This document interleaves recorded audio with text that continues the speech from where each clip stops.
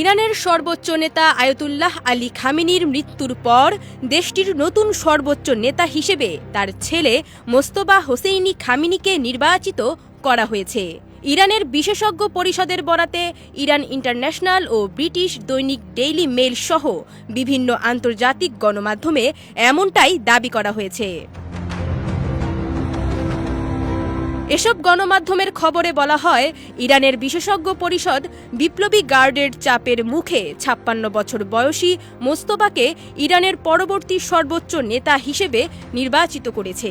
গত ২৮ ফেব্রুয়ারি মার্কিন যুক্তরাষ্ট্র ও ইসরায়েলের যৌথ হামলায় আয়াতুল্লাহ আলী খামেনির আকস্মিক মৃত্যুর পর তার কোনো মনোনীত উত্তরসূরি না থাকায় ৩ সদস্যের একটি অন্তর্বর্তীকালীন পরিষদ দায়িত্ব পালন করছিল। অবশেষে বিশেষজ্ঞ পরিষদ মোস্তফা খামেনিকে চূড়ান্তভাবে নির্বাচিত করল।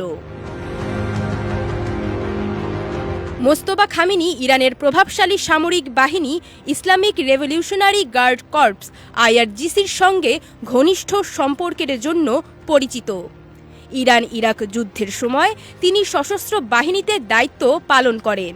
আনুষ্ঠানিক সরকারি কোনো পদে অধিষ্ঠিত না থাকলেও পর্দার আড়ালে ইরানের ক্ষমতার কেন্দ্রবিন্দুতে মোস্তফার যথেষ্ট প্রভাব রয়েছে বলে ধারণা করা হয়।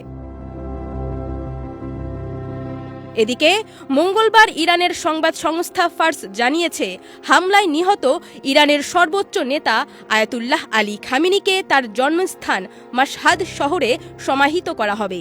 আর দাফনের আগে রাজধানী তেহরানে খামেনিকে শেষ বিদায় জানাতে বড়সড় আয়োজন করা হবে বলে নিজেদের টেলিগ্রামে ঘোষণা দিয়েছে IRGC।